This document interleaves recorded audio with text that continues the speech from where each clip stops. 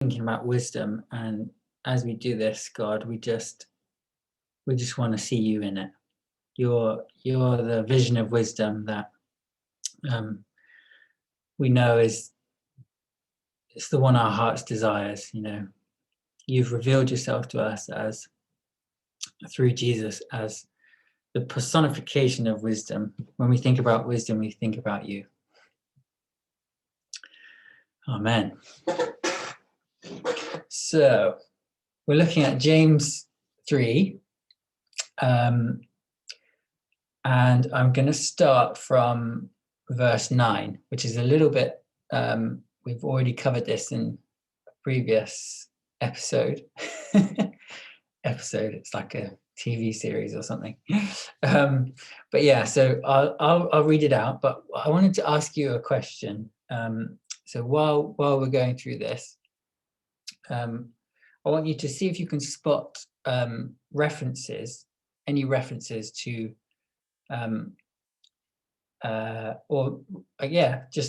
anything that speaks to you of integrity, purity, or wholeness of heart.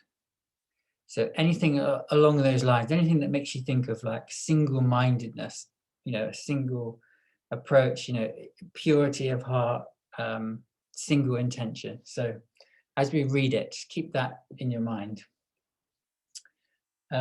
So James 3 verse 9. With the tongue we praise our Lord and Father, and with it we curse human beings who have been made in God's likeness. Out of the same mouth come praise and cursing. My brothers and sisters, this should not be. Can both fresh water and salt water flow from the same spring? My brothers and sisters, can't a fig tree bear olives or a grapevine bear figs? Neither can a salt spring produce fresh water. Who is wise and understanding among you? Let them show it by their good life, by deeds done in the humility that comes from wisdom. But if you harbor bitter envy and selfish ambition in your hearts, do not boast about it or deny the truth. Such wisdom does not come down from heaven, but is earthly and unspiritual and demonic. For where you have envy and selfish ambition, there you will find disorder and every evil practice. But the wisdom that comes from heaven is first of all pure, then peace-loving, considerate, submissive, full of mercy and good fruit, impartial and sincere. Peacemakers who sow in peace reap a harvest of righteousness. So that's where we're going to stop. So I totally agree with something that you said recently, Tony, when talking about the book of James, where he just seems to chuck so many things out there, and sometimes they don't seem linked at all, especially that last line.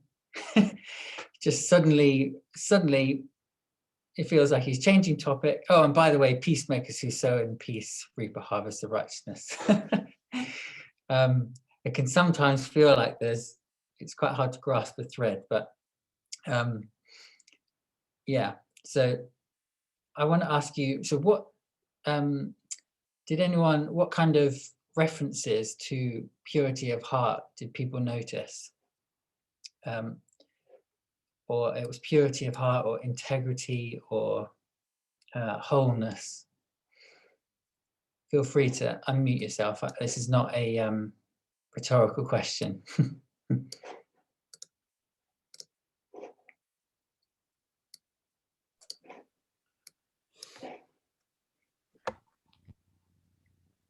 He talked about the spring water and the spring water being fresh or brackish. So about pure water. Yeah, that's a good one. I love that image of, it just seems, it's so clear, that image to me. I don't know why. Yeah, I love that. Any others? Thanks, you.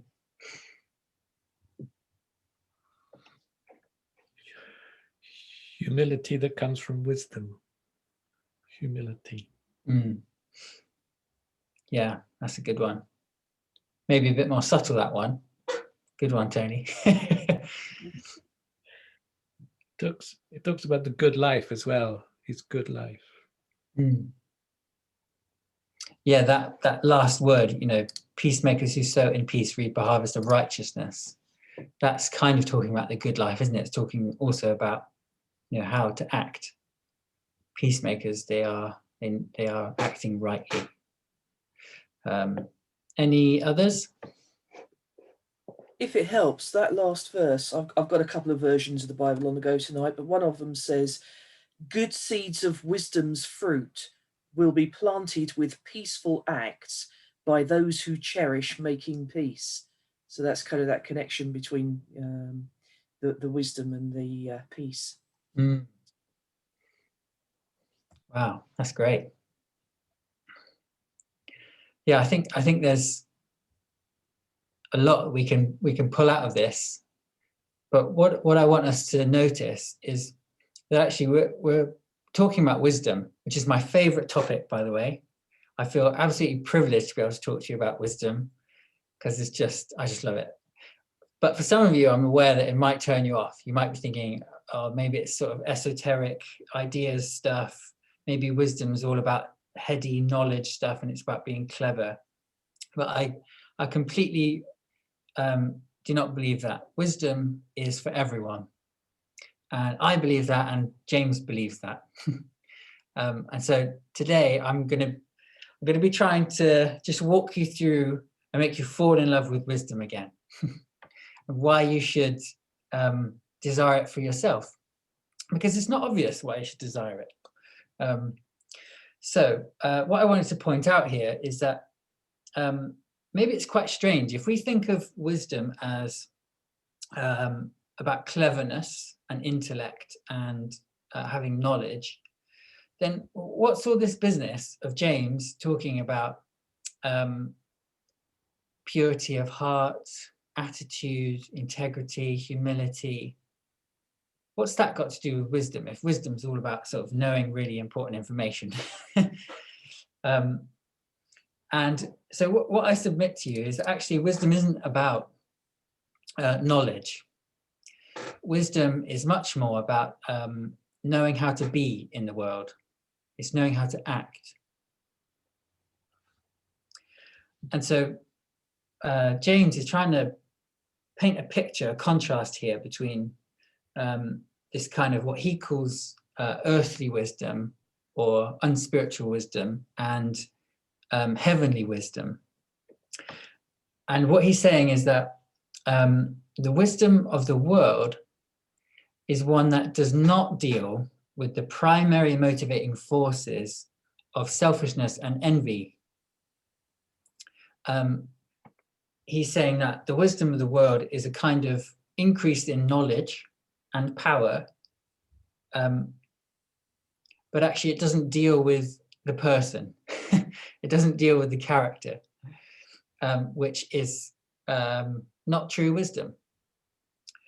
So I'm going to flesh out this idea a little bit more, if that hasn't made sense to you. But one way to think of this is I find this really helpful.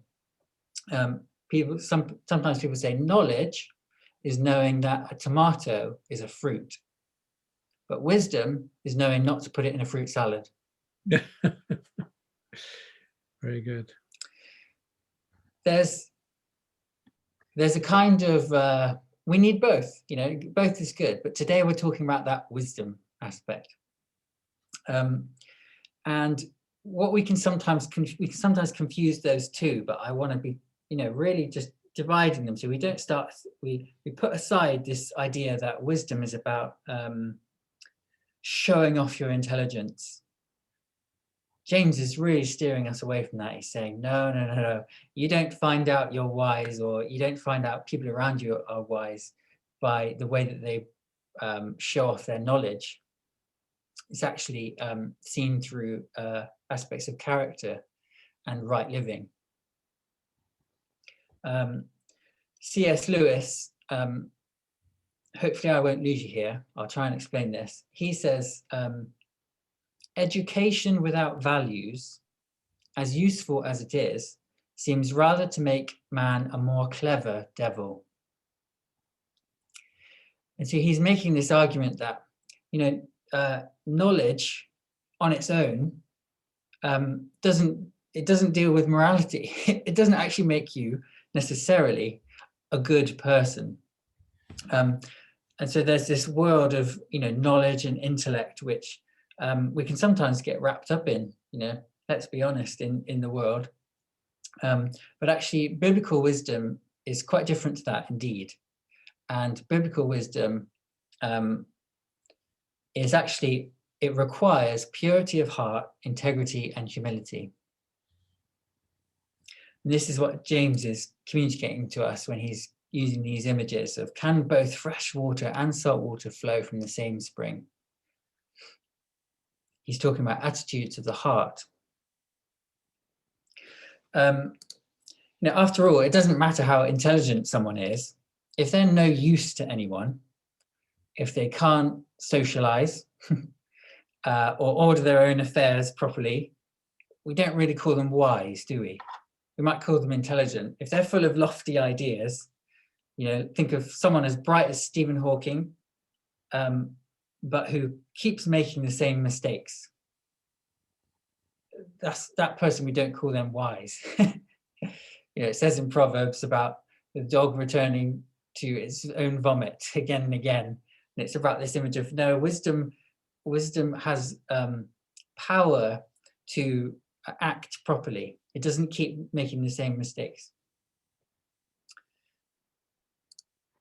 So there's a Christian neurologist, Ian McGilchrist, and he says wisdom is a way of being rather than a knowledge, a way of being in the world that comes from experience.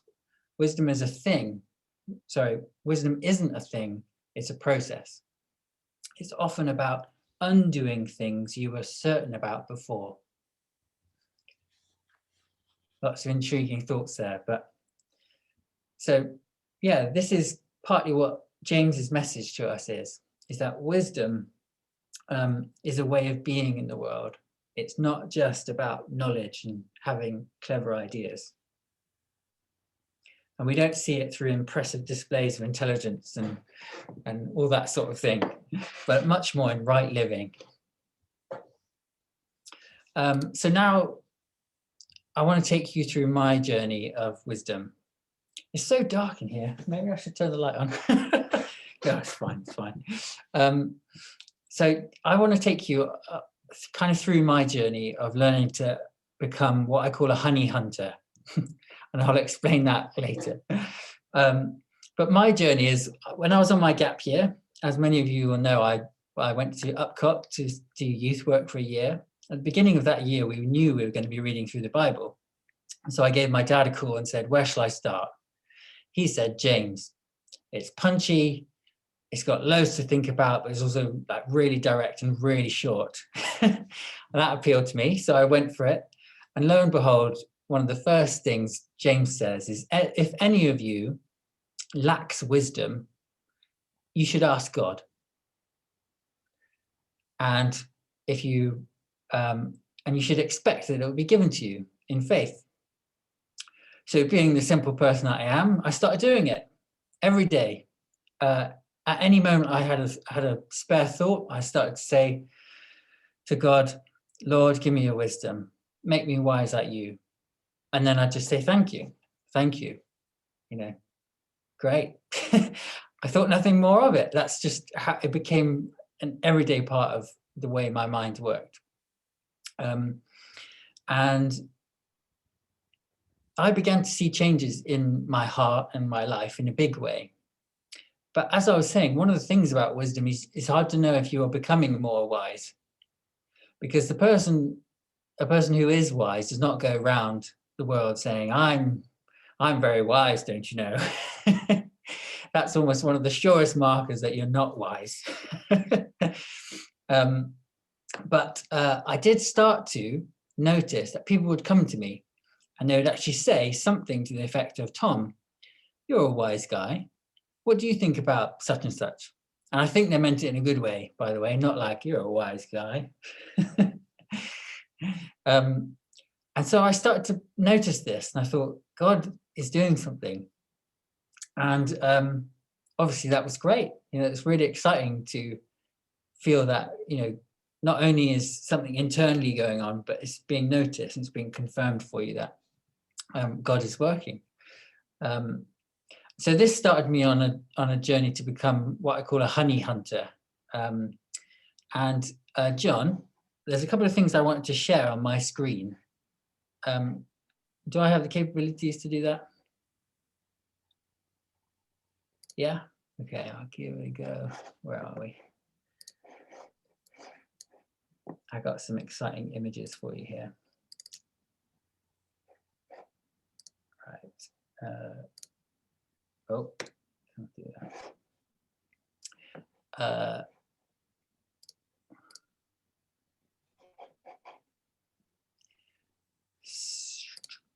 I'm not sure if that's worked. Can you see? Can you see this here, this image?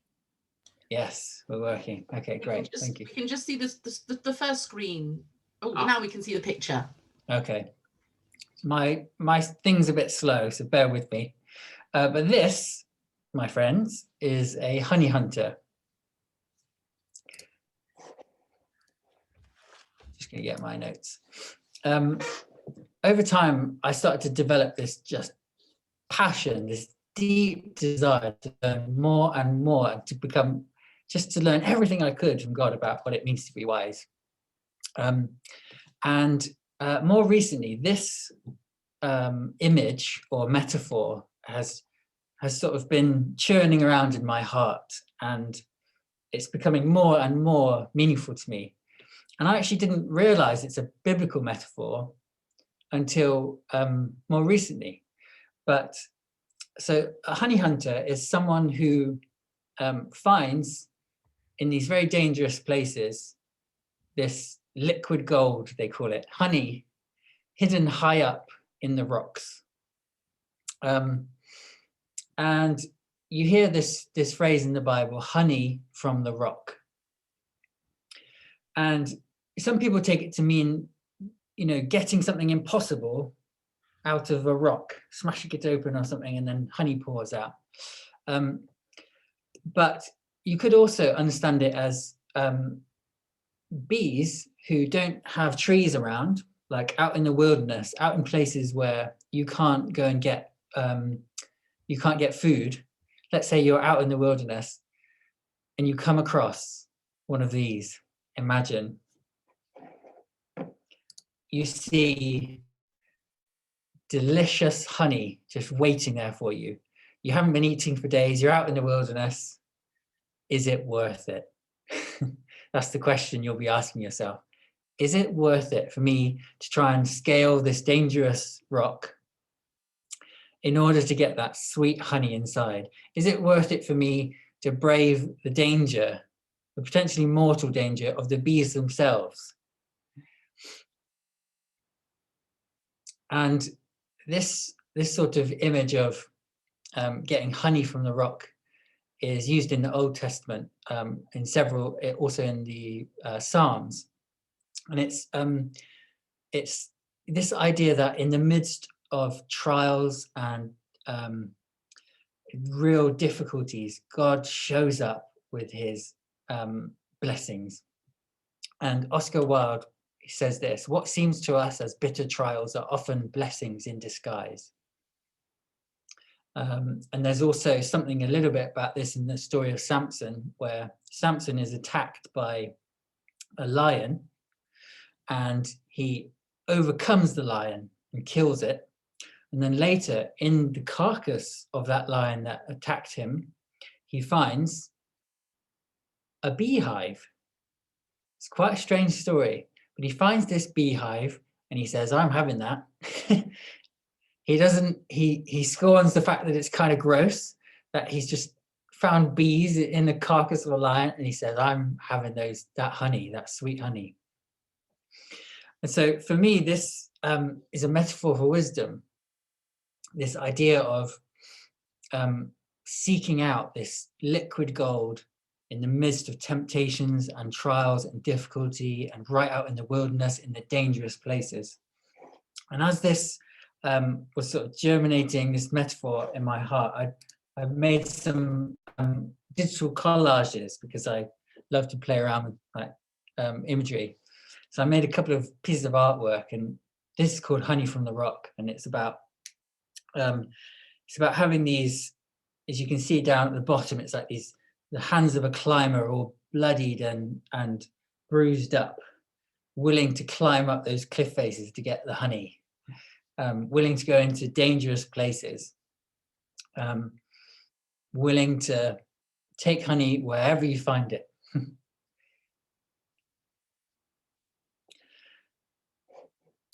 And so I think, partly what I'm saying here is you don't become wise by accident. You have to really desire it, and you have to desire it more than your own reputation. If you really want to protect yourself at all costs and how you're going to come across to others, then you're going to be impervious to correction. You're never going to allow yourself to look wrong in front of others. But if you have a desire for wisdom, God's wisdom, that is stronger than your desire to look right, to be right, to never change your mind, then you will have wisdom come your way. It's guaranteed. And you'll begin to have a faith that God can make all of life your teacher. Everything. But it's important that your love for God's wisdom and truth has to be more powerful than your emotional biology, which reacts against people who correct you, and your own like inbuilt self-defense mechanisms and desire to protect your status.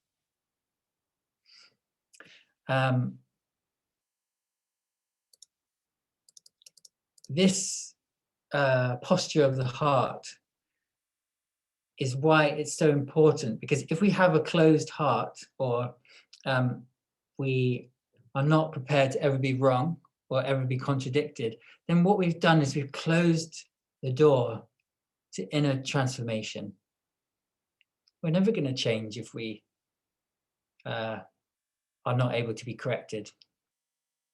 And this, I think, is one of the marks of a honey hunter. It has as one of its highest sacred values teachability. And I realized this recently when I heard someone ask the question, what are your sacred values? And I thought about it, I thought, whoa, mine is high up there on teachability. No matter what happens to me, I always try to remain teachable. And N.T. Wright says this. He says, biblical wisdom is not afraid to say what it knows to be true, but it's always coveting other angles of vision. And so this is where another piece of artwork that I put together comes in.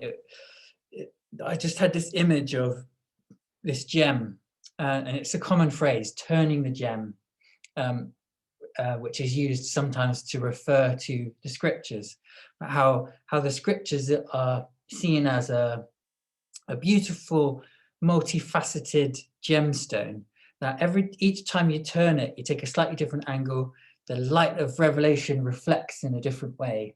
And it's not just got one singular meaning, it's got a multitude of revelatory, transformative meanings. And so this idea of turning the gem is what the wise do.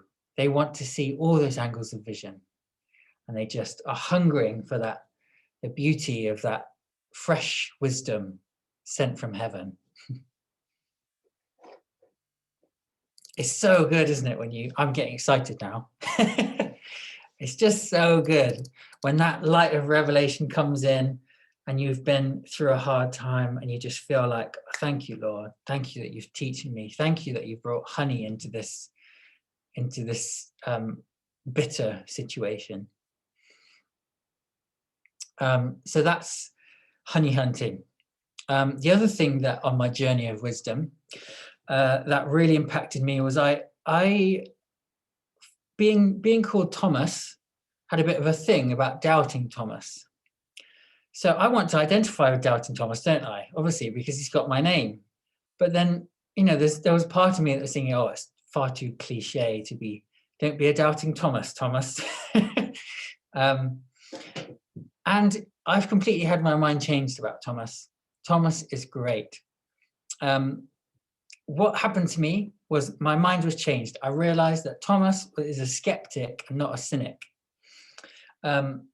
And skepticism is wise, but cynicism is unwise. And I'll explain why. So there can often be this conflict, right, between this idea that we want to have faith. Yeah, faith is good. We want to have faith. And this is what the story of Thomas is about. He's doubting. But we're also very aware that if we were in Thomas's position, Jesus has left us, he's been killed, and all the disciples are saying, we've seen Jesus, he's alive. I can almost guarantee none of us are going to say, oh, I believe you, that makes sense. Now this changes my life. No, we're going to say, I need to see this for myself. I hope it's true, but I need to see this for myself. I want to see Jesus alive again. And this is what Thomas did. He says, I need to see him for myself. I need to put my hands in the scars. And Jesus does not resent Thomas's desires. In fact, he meets them. He knows them. He goes to Thomas. He says, here you are. This is what you need. You need to see me. And Thomas doesn't even put his hands in his scars. He just falls to his knees and says, you know, begins to worship him, my Lord, my God. Then Jesus goes on. He does not say, naughty you, Thomas, I wish you had more faith, wish you didn't have to see me. No, he says, you are blessed now that you've seen me and believe, but even more blessed will be those who have not seen me and yet believe. So there's this difference between skepticism and cynicism. Thomas was right and wise to be skeptical, to say, I need to see more about this before he believed. Whereas, but he changed his mind as soon as he saw the evidence. He was open. He wanted to see the evidence. Whereas a cynicism is much more of a closed-hearted posture. A cynic is someone who smells flowers and looks for the grave. I'll say it again. The cynic is someone who smells flowers and looks for the grave. Cynicism is a heart that is so poisoned by disappointment that it cannot accept positive evidence. Whenever positive things are brought their way that don't confirm the cynic's worldview, they get their blinders on. I was talking with Hannah about this last night. She said, can you give me some examples? I said, okay, well, name something positive that happened today. She said, well, I bought some clothes. And I said, oh, if there was a cynic here, they would say, oh, they won't last long, will they? Or how much did you spend on those? That probably wasn't worth it. Oh my goodness, they'll probably fall apart in a week. And it's this idea that whenever met with positive anything, the cynic wants to blind themselves to it. They're not open to having their negative worldview challenged. Their negative heart is not able to accept outside information. And so in this way, cynicism is closed to wisdom. It's a heart that cannot allow outside information to come in and change it.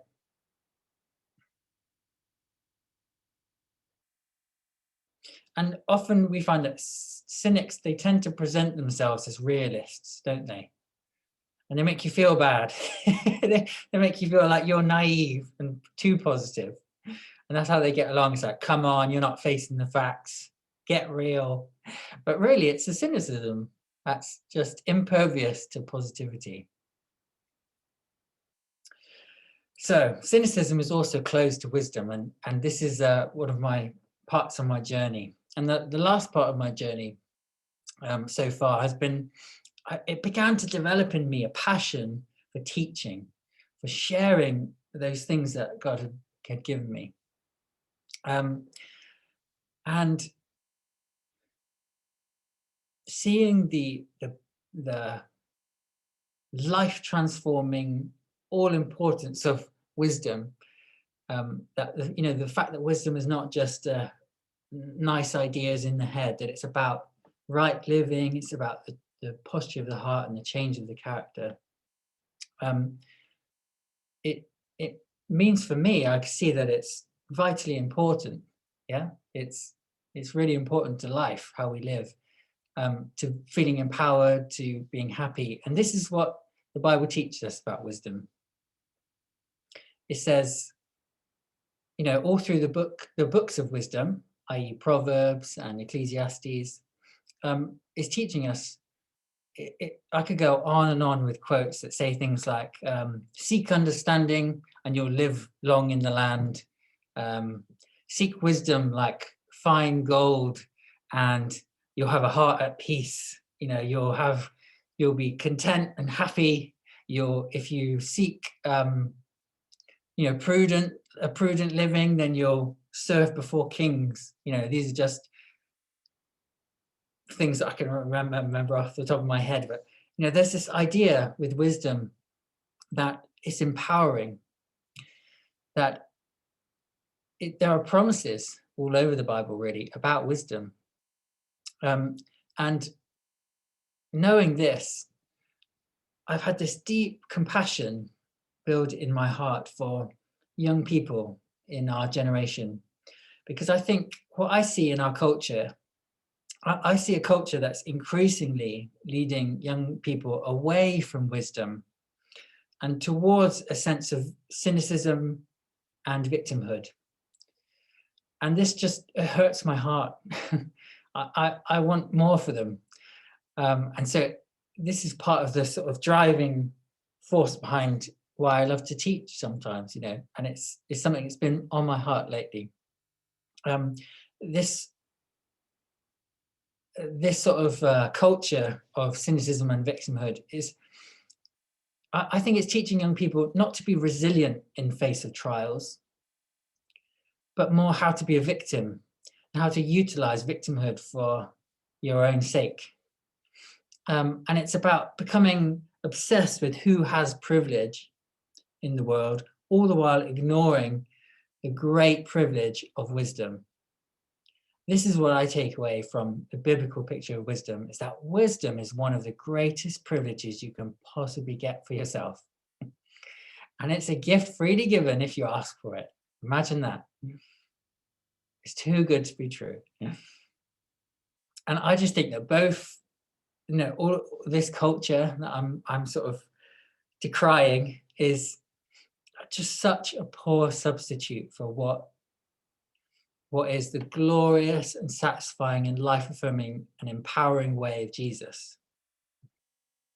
I mean, I look at a Jesus and I see a person who had every right in their sort of circumstances to fall into victimhood, and yet walked the path of wisdom and said, follow me. This is what empowerment looks like. This is what wisdom looks like. This is what right living looks like. No excuses. This is what, finding treasure in the midst of wilderness looks like. Now that's good stuff. That's the kind of wisdom that sets my heart on fire and makes me even more of a honey hunter every day. And makes me think, I want to give this to everyone who's around me. We talk about wisdom as being a privilege. It doesn't matter how much money you have, how privileged you are. If you don't have wisdom, there's no way you know how to enjoy it. You can be a cynic with all the money in the world. And this is why James is really contrasting that heavenly wisdom with the earthly wisdom, which doesn't deal with the heart. Doesn't matter if you don't have wisdom. In a way, you could argue you have nothing. But that's putting it maybe a bit more strongly than I should. So these are my thoughts. This is why I love wisdom.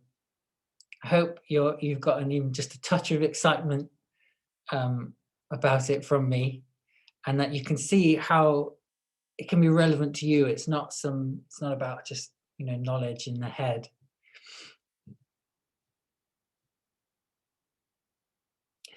And yeah, I just want to say how beautiful it is, that God gives us his wisdom so freely. His heart is so open to us. So I've got some questions for us, if we have time. What time are we finishing this evening, Tony?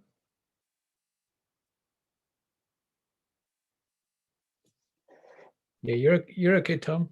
Okay. I've got time for questions. Great. So some questions for us are here. So I wondered if in groups you could just ask each other, if you've seen patterns of cynicism in your own thinking or in those around you who you care for. And then second question, is there something that you need God's wisdom for? And how hungry are you for it?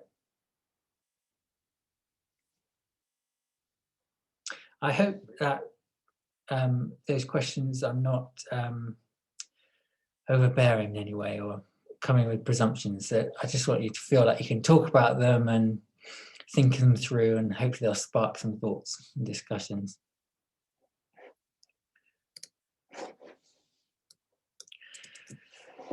So there we go. Thank you, Tom. That's you. Ray. Are we? John will put us into groups. Yeah. Is he there? Are you there, John? Yeah. Yeah. Here he is. Yeah, I'm just sorting it now. So 15 minutes. You can stop the recording, John. That'd be great.